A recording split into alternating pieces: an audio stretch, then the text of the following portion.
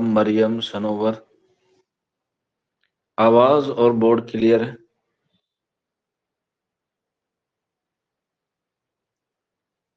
ٹھیک ہے، مریم صدیقی نے صحیح جواب دیا. ٹھیک ہے، اوکے. دیکھو بیٹا، گھبرانے والی بات نہیں ہوتی. بڑے بڑے شہروں میں چھوٹی چھوٹی غلطیاں ہوتی رہتی ہیں. کچھ چیز آپ کے ہاتھ میں نہیں ہوتی اور کچھ چیز میرے ہاتھ میں بھی نہیں ہوتی، کیونکہ یہ ٹیکنیکل چیزیں ہیں، پتہ نہیں کب بگڑ جائیں. تو اس لیے ان سے جو ہے وہ نا امید نہیں ہونا چاہیے. اب کل کا بھی کلاس ایسے ہی رہا. ارے یہ شاہدل کہہ رہا ہے کہ بورڈ ابھی بھی نہیں ہے. بورڈ پھر سے غائب ہو گیا کیا؟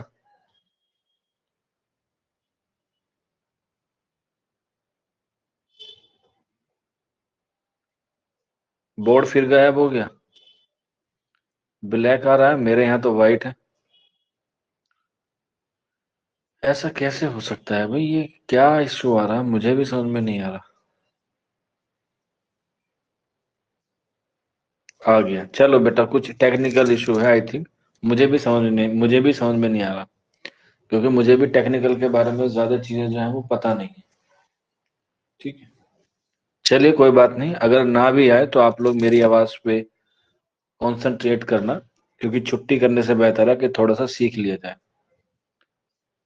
اور آج ہم لوگ پڑھیں گے شمس الرحمن فاروقی کو. شمس الرحمن فاروقی کو ہم لوگ پڑھیں گے آج کی کلاس میں. ٹھیک ہے، شمس الرحمن فاروقی کو. نام شمس الرحمن فاروقی. پیدائش 1935، 1935، اعظم گڑھ میں. اعظم گڑھ میں. ٹھیک ہے. ابھی تک میں نے کسی کی بھی ڈیٹ آف برتھ امپورٹنٹ نہیں بتائی ہے آپ لوگوں کو. ٹھیک ہے، جتنا میں نے آپ کو پڑھایا ہے. لیکن شمس الرحمن فاروقی کی جو وفات ہے وہ موسٹ امپورٹنٹ ہے. وہ اس وجہ سے کیونکہ یہ ابھی گزشتہ سال 1-2 سال پہلے ہی وفات ہوئی ہے ان کی، اور وہ ہے 25 دسمبر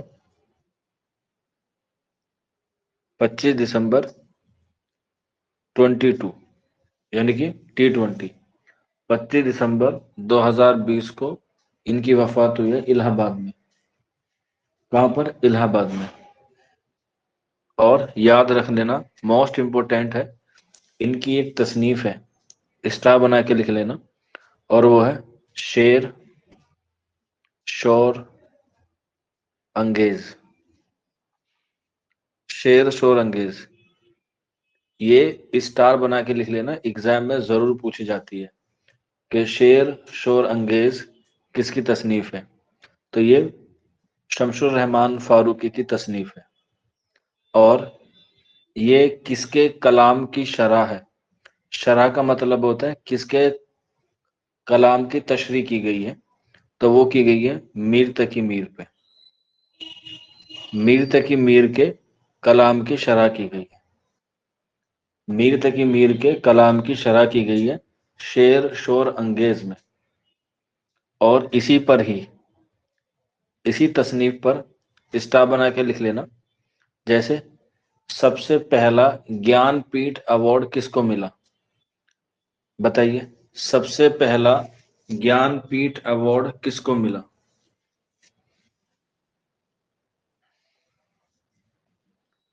ہاں، سبھی کو پتا ہوگا، فراق گورکھپوری کو ملا ہے.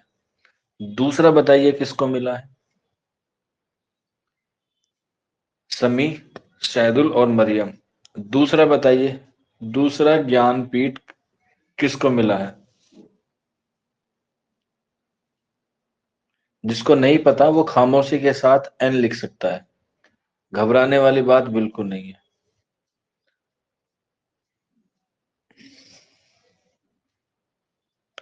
پہلا ملا ہے فراق گورکھپوری کو، دوسرا ملا ہے قرۃ العین حیدر کو. ٹھیک ہے.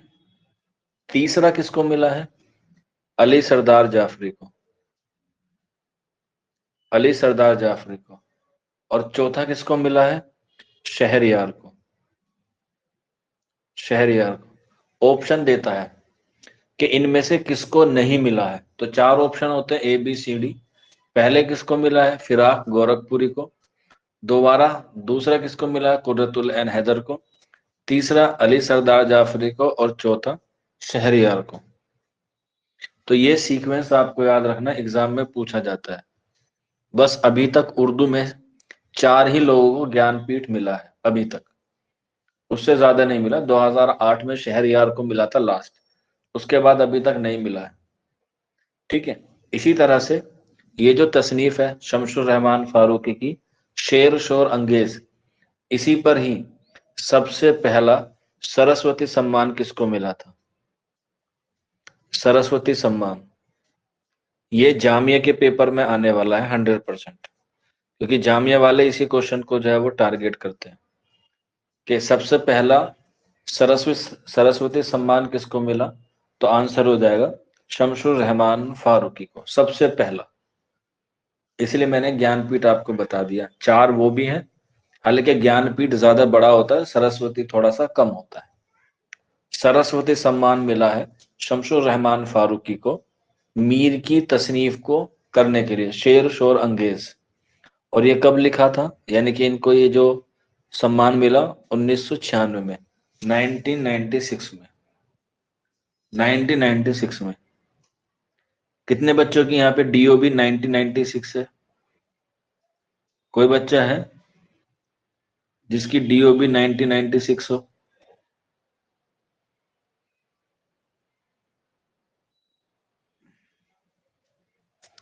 दो बच्चे कह रहे हैं। अच्छा, दोनों ही मना कर रहे हैं। चलो तो फिर यानी कि तुम अभी लोग जवान हो, हैं? कौन से जवान, शाहरुख खान वाले या आर्मी वाले जवान हो? चलिए खैर, जोन से भी हो, सरस्वती सम्मान सबसे पहले इनको मिला है। हालांकि अगर आप लोग जेआरएफ के लिए जाते हैं तो वो थोड़ा सा डिफिकल्ट हो जाता है, वहां दूसरा पूछ लेता है। मैं सिर्फ आपको बता रहा हूं, लिखने की जरूरत नहीं है। और वो है नैयर मसूद को, नैयर मसूद को सरस्वती सम्मान मिले हैं। और अभी तक उर्दू अदब में सिर्फ 2 ही मिले हैं सरस्वती सम्मान। ज्ञानपीठ तो 4 को मिले हैं, सरस्वती सम्मान 2 को मिले हैं, साहित्य अकादमी बहुत लोगों को मिले हैं। ठीक, बस एक आखिरी सवाल आपसे और पूछना चाहूंगा सम्मान के ताल्लुक से।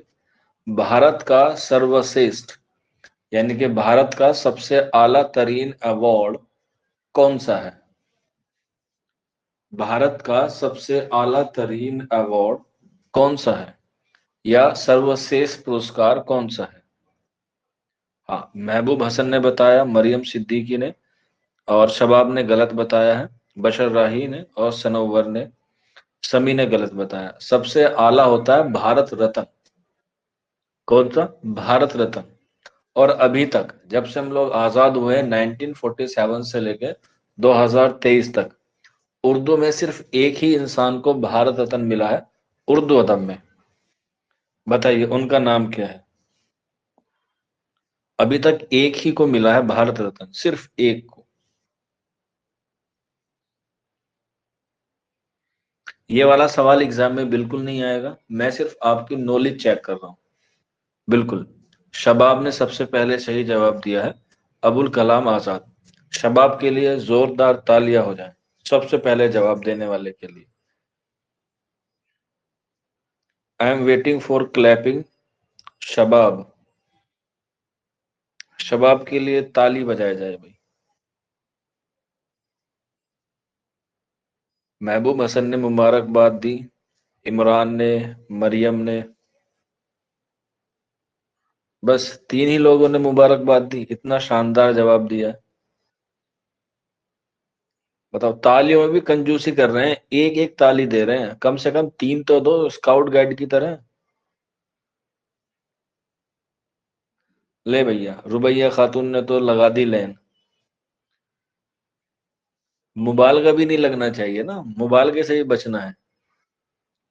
जो एक डिसेंट स्टूडेंट होता है वो 3 बार क्लैप करता है। अच्छा, 2 आदमी का है, लेकिन आप तो औरत हैं। अगर 2 आदमी हैं तो फिर 2 औरत हैं, आप तो दोनों बहनें हैं, राबिया और रुकैया। कहीं ऐसा तो नहीं गुस्से में मार दिया इधर से उधर, वो चार चार ज्यादा हो गया, जीएसटी और जोड़ दिया 28% की। چلو کوئی بات نہیں، واپس آ جاتے ہیں۔ مولانا ابوالکلام آزاد کو ملا ہے، کب ملا ہے؟ 1992 میں، حالانکہ ان کی وفات ہو گئی تھی 1958 میں، ٹھیک ہے، یعنی کہ ان کی وفات کے بہت سال بعد 1992 میں مولانا ابوالکلام آزاد کو ابھی تک ایک ہی کو ملا ہے اردو ادب میں، ٹھیک ہے۔ چلیے واپس آ جاتے ہیں ہم لوگ شمس الرحمان فاروقی کے پاس۔ انہوں نے اپنا تعلیم جو ہے وہ اعظم گڑھ، الہ آباد اور گورکھپور وغیرہ سے انہوں نے حاصل کی، ٹھیک ہے۔ اتنا وہاں سے آپ کو تعلیم کے حوالے سے نہیں آتا ہے، لیکن ان کا ایک رسالہ تھا، رسالہ، اس کا نام تھا شب خون، شب خون، یہ ان کا رسالہ ہے۔ یہ ایگزام میں پوچھا جاتا ہے کہ شب خون کے جو مدیر ہیں یا بانی ہیں وہ کون ہے، تو وہ ہیں شمس الرحمان فاروقی صاحب، جو کہاں سے نکالا تھا انہوں نے؟ الہ آباد سے، الہ آباد سے، ٹھیک ہے، کیونکہ یہ زیادہ تر زندگی انہوں نے الہ آباد میں ہی گزاری ہے، اور اپنی آخری زندگی بھی انہوں نے الہ آباد میں ہی، جس کو آپ لوگ اب کیا کہتے ہیں؟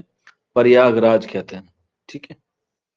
واپس آ جاتا ہے شمس الرحمان فاروقی کی طرف، اور انہوں نے جو ہے وہ ایک شب خون نکالا، اور انہوں نے جو ہے وہ جدیدیت کی بنیاد ڈالی، جدیدیت کی بنیاد ڈالی۔ اب یہ جدیدیت کب شروع ہوتی ہے؟ ٹھیک ہے، اس بات پہ بھی جو ہے وہ بات ہے۔ تو جو آپ کو پتا ہو کہ ترقی پسند تحریک کی جو آخری کانفرنس ہے، جو 1956 میں ہوئی، جو 1956 میں ہوئی، اس کے بعد کا جو دور ہے وہ جدیدیت کہلاتا ہے۔ 1956 کے بعد جدیدیت شروع ہوتی ہے۔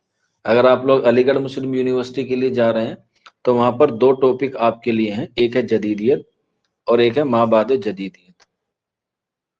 خاص طور پہ اس سبجیکٹو میں جو ہے وہ آپ کو پڑھایا جاتا ہے، جدیدیت اور مابعد جدیدیت، ٹھیک ہے۔ تو جدیدیت کیا ہے؟ بس ایک طریقہ ہے، ایک نظریہ ہے کسی چیز کو الگ طریقے سے پیش کرنے کا۔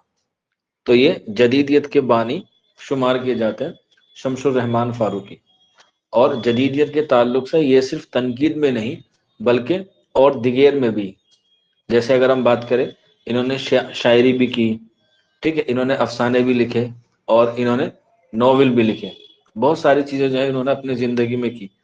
اور ان کا ایک ناول ہے جو ایگزام میں آپ سے ضرور پوچھا جائے گا، اور وہ ہے کئی چاند تھے سر آسماں، کئی چاند تھے، کئی چاند تھے سر آسماں، کئی چاند تھے سر آسماں۔ ان کا یہ ایک ہی ناول ہے جو ایگزام میں آپ سے جو ہے وہ پوچھا جاتا ہے۔ نہ نہ نہ، ارے بیٹا بی اے کی بات نہیں کر رہا ہوں میں، آپ اپنی بات نہ لیں، جب آپ کی بات ہوگی میں وہاں مینشن کیا کروں گا، ایسی بات نہیں ہے، میں آپ کو مینشن کروں گا جہاں بھی جہاں آپ کے لیے کرنا ہوگا، ٹھیک۔ تو کئی چاند تھے سر آسماں، یہ ان کا ناول ہے۔ اس کے بعد ان کا افسانہ ہے بھی ہے، افسانوی مجموعہ بھی ہے۔ تو افسانے لکھنے کی ضرورت نہیں ہے، صرف افسانوی مجموعہ لکھنا حالانکہ وہ بھی نہیں آتا ہے، شعری مجموعہ جو ہے وہ آپ سے پوچھ لیا جاتا ہے، اس لیے آپ لوگ شعری مجموعہ لکھ لیجئے گا ان کا، شعری مجموعہ، جس میں پہلا ہے گنجے سوختہ، گنجے سوختہ، گنجے سوختہ۔ اس کے بعد سبز اندر سبز، سبز اندر سبز، سبز اندر سبز۔ اس کے بعد آسمائے محراب،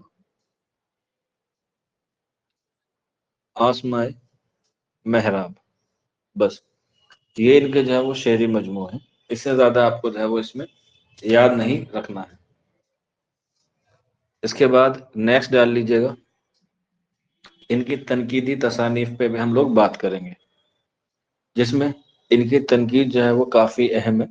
ایک میں نے آپ کو بتا دی شعر و شور انگیز، اس کے بعد آتی ہے تفہیم غالب، کون سی؟ تفہیم غالب، मोस्ट इंपॉर्टेंट है, गालिब के ताल्लुक से लिखी गई तसनीफ है, तफहीम गालिब। इसके बाद नेक्स्ट है उर्दू का इब्तिदाई जमाना। उर्दू का इब्तिदाई जमाना।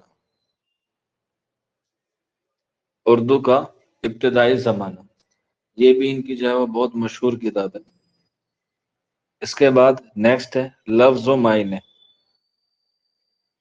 लफ्ज वो मायने। लफ्ज व मायने।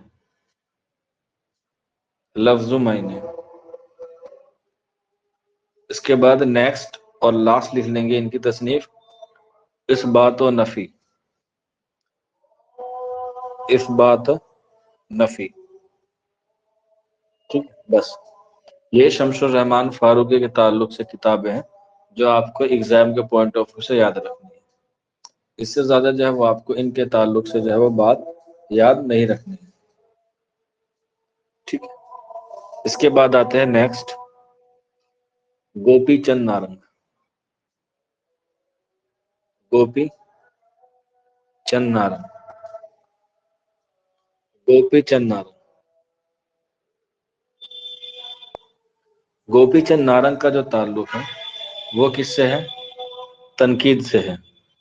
ठीक है, और इन्हीं से जुलते मिलते जुलते एक नाम है ज्ञान चंद जैन। तो काफी बच्चे कंफ्यूज हो जाते हैं कि किसकी बात हो रही है। ज्ञानचंद जैन जो है वो है तहकीक निगार। ठीक है, तहकीक निगार। तहकीक आपके सिलेबस में है नहीं, आपके सिलेबस में सिर्फ तनकीद है। लेकिन फिर भी मैं आपको दो तीन चीजें जो है वो तहकीक के हवाले से बता दूंगा कि तहकीक जो है वो क्या है और तहकीक जो है वो कौन कौन सी चीजों से करनी चाहिए और उसके लिए हमें किन किन चीजों की जरूरत पड़ती है। तहकीक आती है जब आप लोग यूजीसी नेट के लिए जाते हैं या असिस्टेंट प्रोफेसर के लिए जाते हैं, वहां पर आपसे जो है वो इसके बारे में पूछा जाता है। ठीक है, तनकीद जो है वो गोपी चंद नारंग पे जो है वो क्या हो जाती है आप लोगों की खत्म हो जाती है, इससे ज्यादा नहीं आता है गोपी चंद नारंग के ताल्लुक से।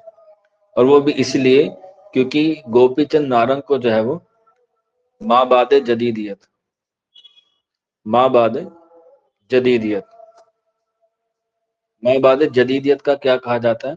बानी कहा जाता है। इसीलिए इनको जो है वो पढ़ना हमारे लिए जरूरी हो जाता है, क्योंकि इन्होंने जो है वो तनकीद के हवाले से जो है वो बहुत अच्छा काम किया है गोपी चंद नारंग ने। और इनकी जो पैदाइश है वो हुई है 1931 में, 1931 में। कहाँ पर? बलूचिस्तान। और बलूचिस्तान आप लोग जानते होंगे ये कहाँ पर है? पाकिस्तान में है बलूचिस्तान। हालांकि इस पर जो है वो कुछ कब्जा अफगानिस्तान का भी है। ठीक है, लेकिन जब ये पैदा हुए तब किस पे था? पाकिस्तान पे। तो इसलिए हम लोग इसे 1941 में इनकी पैदाइश करते हैं, गोपी चंद नारंग की। इसी के अलावा इनकी वफात बहुत अहम है गोपी चंद नारंग की। ये भी अभी पिछले साल गुजरे हैं, 15 जून को, 15 जून 2022। 15 जून 2022 को दिल्ली में इनका इंतकाल हुआ। 15 जून को कोई बच्चा ऐसा तो नहीं जिसका हैप्पी बर्थडे टू यू आता हो?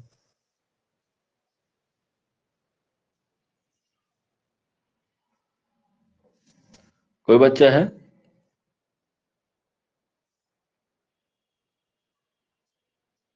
कोई भी नहीं है? चलिए ठीक है।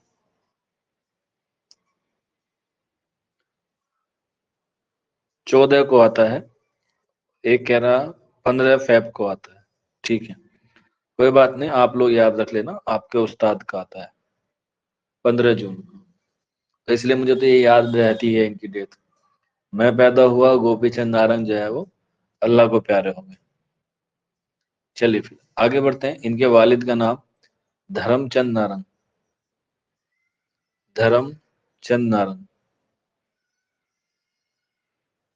धर्मचंद नारंग वालिद का नाम। और वालदा का नाम टीका बाई। वालदा का नाम टीका बाई। और बीवी का नाम तारा नारंग। तारा नारंग, तारा नारंग। और इन्होंने जब अपनी तालीम अपने बलूचिस्तान में ही हासिल की, और उसके बाद आला तालीम हासिल करने ये दिल्ली यूनिवर्सिटी आ गए, यानी कि दिल्ली कॉलेज आ गए। और ये दिल्ली कॉलेज में ऐसे तनकीद निगार हैं जिन्होंने बीए, एमए, पीएचडी और जॉब सब कुछ इन्होंने दिल्ली यूनिवर्सिटी में किया है, गोपी चंद नारंग ने। जब मैं पीएचडी का इंटरव्यू देने गया तो यही पैनल में थे। बात है 2021 की, दिल्ली यूनिवर्सिटी में।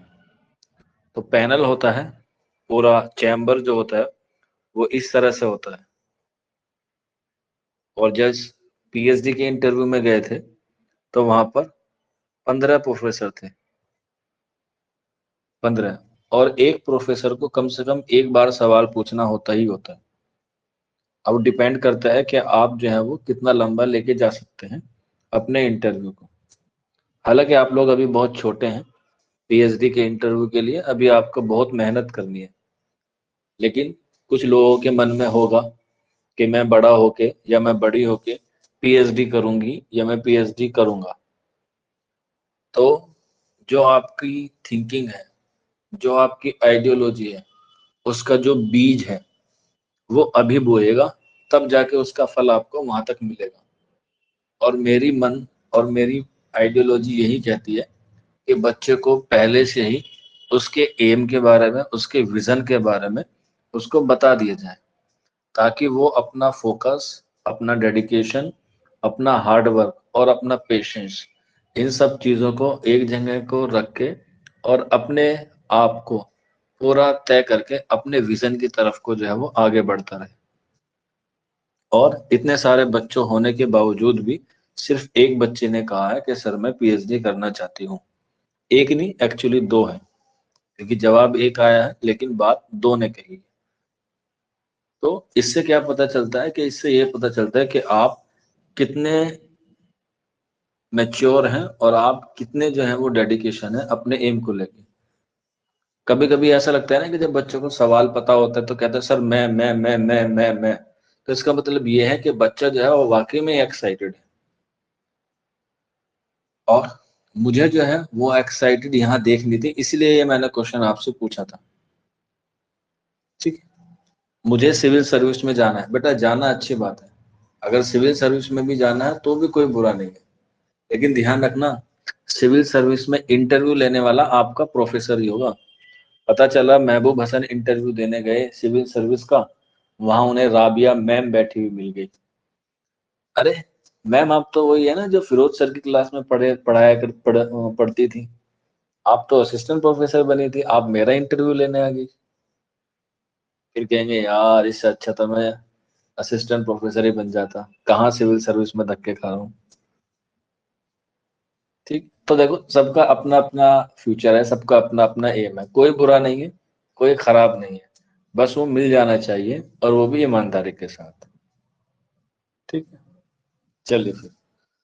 तो कभी कभी ऐसा होता है कि जो आप एम देखो, आप में से कोई कल जाके आईएएस बनेगा, कोई प्रोफेसर बनेगा, कोई टीचर बनेगा, कोई खाना बनाने वाला बनेगा। तो ये सबकी अलग अलग वैरायटी होती है। देखिए बेस्ट कोई नहीं होता, सब बेस्ट है। मेरे लिए मेरा बेस्ट था खाना बनाना। अगर मैं टीचर ना होता तो मैं खाना बनाने वाला होता, मास्टर शेफ होता। और मैं आपको यहाँ पे शमशुर रहमान फारूकी, गोपी चंद नारंग ना पढ़ा रहा होता, बल्कि मैं आपको बताता कि आज शाही पनीर, मटर पनीर, मलाई पुलाव क्या क्या बनाना है। हाँ बिल्कुल, खान सामा होता फिर मैं आप लोगों का। तो जो चीज आपके एम में है या जो चीज आपके लिए है, जो चीज आप करना चाहते हैं वो आपके ऊपर है। लेकिन कभी भी अपने थॉट से या अपने ईमान से या अपने मजहब से कभी कॉम्प्रोमाइज नहीं करना है। तो बस यही वजह हुई। 12वीं के बाद मैं होटल मैनेजमेंट में गया। वो बोले कि सर आपको शेव करनी पड़ेगी। मैं कहना ये ना हो पाएगा हमसे। मगर एक ही चीज तो है हमारे पास ले दे के अपनी पहचान की, तुम कह रहे हो वही करो क्लीन करवा दोगे ना। मगर फिर तो प्रोफेशन ही चेंज करना पड़ेगा। बस फिर ग्रेजुएशन में एडमिशन ले लिया और इत्तेफाक से जो है वो उर्दू मिल गई, क्योंकि उससे पहले तो उर्दू का कहीं आसपास था भी नहीं। उर्दू ग्रेजुएशन में मिली, ना 10वीं में है ना 12वीं में है। और मिली भी इसलिए कि एडमिशन वाले ने पूछ लिया कि बताइए आपका क्या नाम है, मगर मेरा नाम फिरोज है, चलिए इस बच्चे को उर्दू दे दी थी। तो बस ऐसे उर्दू मिली मुझे, नहीं तो मेरा तो कहीं से कहीं तक उर्दू से ताल्लुक नहीं था। हालांकि मुझे बच्चे कहते हैं कि सर आप मदरसे से पढ़े हैं, मैं मदरसे की चार दीवारी में नहीं रहा कभी।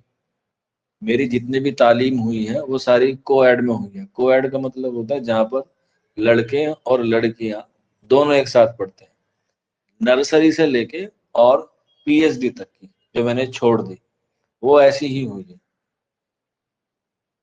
कि आपको जो है वो क्या करना है, पढ़ना है। और मैंने वहीं से ग्रेजुएशन से ही, क्योंकि 12वीं के बाद तो हल्की हल्की आने लगती है, तो ग्रेजुएशन तक मेरी ठीक कंप्लीट सी आने लगी थी। बस फिर ग्रेजुएशन के बाद मुझे ख्याल आया कि बस अब तो एक ही बचता है काम जिससे देश की तरक्की कर सकते हैं, बनते हैं असिस्टेंट प्रोफेसर। लेकिन फिर घर के कुछ हालात हैं, और जिसके बाप नहीं होता उसके ऊपर तो और जिम्मेदारी होती है, घर की भी देखनी होती है, माशरे की भी देखनी होती है, अपनी भी देखनी होती है। तो उस तरफ को ज्यादा तवज्जो दी कि भाई पहले नौकरी ले लेते हैं फिर बाद में आगे काम करते रहेंगे। तो फिर इसीलिए फिर बीएड कर लिया। बीएड करने के लिए चाहिए थी नौकरी, तो कहीं पढ़ाना शुरू किया नहीं कभी। 2019 में बीएड कंप्लीट हुआ, तभी से ऑनलाइन पढ़ा रहे हैं, आप लोगों की खिदमत कर रहे हैं। तब से लेके आज तक फीस उतनी ही है, 499, ना कभी बढ़ी है और इंशाल्लाह आगे भी कभी ना बढ़ेगी। क्योंकि ये फिर हमने अपनी क्या बना लिया, रोजी रोटी बना ली और इसी को अपना ओढ़ना बिछौना बना लिया कि भाई बात खत्म। ऐसा जो है, और मैं मानता हूँ कि ये जो चीजें हो रही हैं, जो चीज हो चुकी हैं, वो सिर्फ इसीलिए है कि अगर आपकी नीयत साफ है तो। क्योंकि इंसान का जितने भी काम होते हैं या जितनी भी चीजें होती हैं वो उसकी नीयत पे होती हैं। जैसी नीयत होगी वैसे उसका अल्लाह उसको अजर देगा।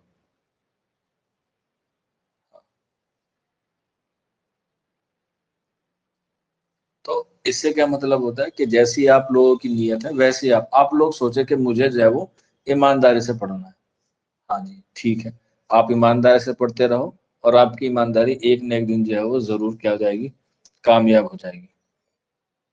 हाँ बेटा, आप लोग सही सुन रहे हैं। कोई कह रहा है सरकारी नौकरी है, कोई कह रहा है उर्दू टीचर है, नौकरी लग गई है। बिल्कुल एब्सोल्युटली, जो आप लोग लिख रहे हैं, जो आप सुन रहे हैं, जो आप देख रहे हैं, वो ठीक है, उसमें कोई दो राय नहीं।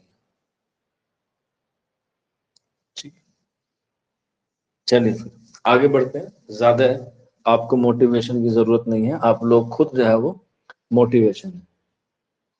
और मोटिवेशन की जरूरत उनको पड़ती है जो लाइफ में कुछ नहीं करना चाहते। ठीक, ना बेटा ना, शहदुल इतना नहीं जाते हैं, रुक जा जरा, पढ़ ले। शमसुर रहमान फारूकी के बाद गोपी चंद नारंग आएगा, मेरे बारे में एग्जाम में नहीं पूछा जाएगा। ठीक, चलो फिर। तो गोपी चंद नारंग जो है वो दिल्ली यूनिवर्सिटी में रहे हमेशा से, और बीए वहां से किया, एमए वहां से किया, और उसके बाद पीएचडी दिल्ली यूनिवर्सिटी से की, और वहीं पर जो है उन्होंने अपनी खिदमात को जो है वो अंजाम दिया। और वहीं पर खिदमत को अंजाम देते हुए उन्होंने बहुत सारी आला तालीम, वो आला तनकीद की जो है वो तसनीफें लिखी, और एग्जाम में जो है वो काफी सारी उनसे पूछी भी जाती हैं कि हाँ भाई ये तनकीद जो है वो किसकी है। तो इसी में ही एक क्वेश्चन आता है और एक तसनीफ है एग्जाम के ताल्लुक से, और वो है उनकी साख्तियात, साख्तियात पस, साख्तियात पस, छोटा सी ना सॉरी, छोटा सी, साख्तियात पस साख्तियात, साख्तियात पस साख्तियात, साख्तियात پس ساختیات اور مشرقی شعریات اور مشرقی شعریات یہ ایک تصنیف ہے اور یہ ایگزام میں آپ کو 100% پوچھی جائے گی سی یو ای ٹی میں، چاہے آپ بی اے میں ہو چاہے آپ ایم اے میں ہو، یہ ضرور پوچھی جائے گی۔ گوپی چند نارنگ سے پوچھا جانے والا سب سے اہم سوال یہی ہے، یہی تصنیف ان کی جو ہے وہ بہت امپورٹنٹ ہے ایگزام کے حوالے سے۔ ساختیات، پس ساختیات اور مشرقی شعریات، ٹھیک ہے۔ اس کے بعد ادبی تنقید اور اسلوبیات، ادبی تنقید اور اسلوبیات، ادبی تنقید اور اسلوبیات، یہ بھی کیا ہے، ان کی اہم تصنیف ہے۔ اس کے بعد نیکسٹ لکھ لیجئے گا انہی کی تصنیف، اقبال کا فن، اقبال کا فن، اقبال کا فن،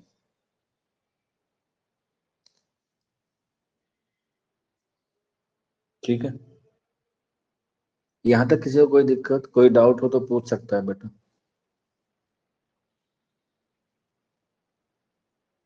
یہاں تک کسی کو کوئی ڈاؤٹ کوئی کویری ہو تو پوچھ سکتا ہے۔ اس کے بعد ان کی لاسٹ تصنیف لکھ لیجئے گا، املا نامہ، املا نامہ، املا نامہ، بس یہاں پر جو ہے وہ تنقید آپ کی ختم ہو جاتی ہے۔ اب ہم جب آپ لوگوں سے کل کی کلاس میں ملیں گے تب ہم لوگ بات کریں گے تنقیدی دبستان کے تعلق سے۔ جیسے آپ نے پڑھا ہوگا دبستان لکھنؤ، دبستان دہلی، اور دھیان رکھنا کل کی کلاس مس مت کرنا۔ I request to you all of you, Mahboob, Ruqayya, Rabia, بشر، سمی، سید عمران، شباب، مریم، سنور، کیونکہ اگر آپ نے تنقیدی دبستان کو ڈراپ کر دیا تو آپ نے ایگزام میں بہت سارے کوشچنز کو جو ہے وہ ڈراپ کر دیا، خاص طور پہ وہ بچے جو سبجیکٹو پہ کمانڈ چاہتے ہیں اپنی، سبجیکٹو میں، کیونکہ تنقیدی دبستان جیسے جمالیات، نفسیات، اسلوبیات، سائنٹیفک، اسلوبیات، حیتی، یہ جتنے بھی دبستان ہیں وہ ہم لوگ کل کر لیں گے، اور اس سے ایگزام میں جو جو سوال آتے ہیں یا جو جو سوال بن سکتے ہیں ان پہ ہم لوگ جو ہے وہ ڈسکس کریں گے۔ میں نے ابھی تک اتنے دن ہو گئے آپ سے کبھی نہیں کہا کہ آپ لوگ کلاس کیجئے، لیکن آج میں ریکویسٹ کر رہا ہوں کیونکہ میں جانتا ہوں کہ کل کی کلاس کتنی امپورٹنٹ ہے، ٹھیک ہے۔ ہاں، تو اسی لیے کل کی کلاس کو مس مت کیجیے گا کوئی بھی بچہ۔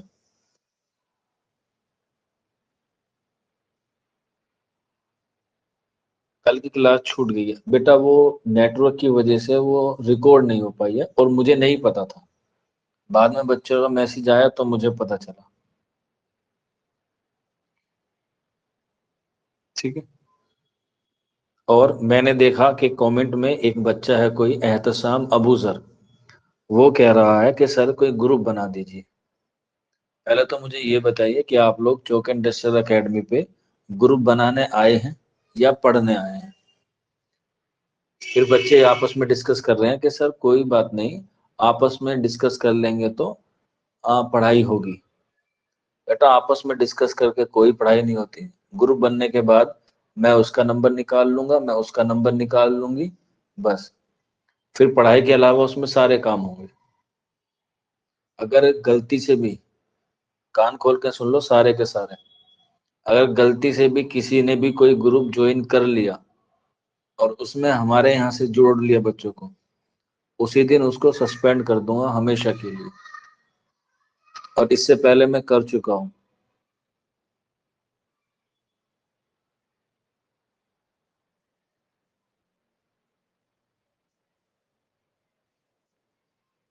بیٹا نوٹس تو آپ کو سارے بھیج چکا ہوں میں ای میل پہ، آپ وہیں چیک کر لیجیے، ٹھیک۔ آپ لوگ پتہ نہیں نوٹس کے پیچھے کیوں بھاگتے ہیں،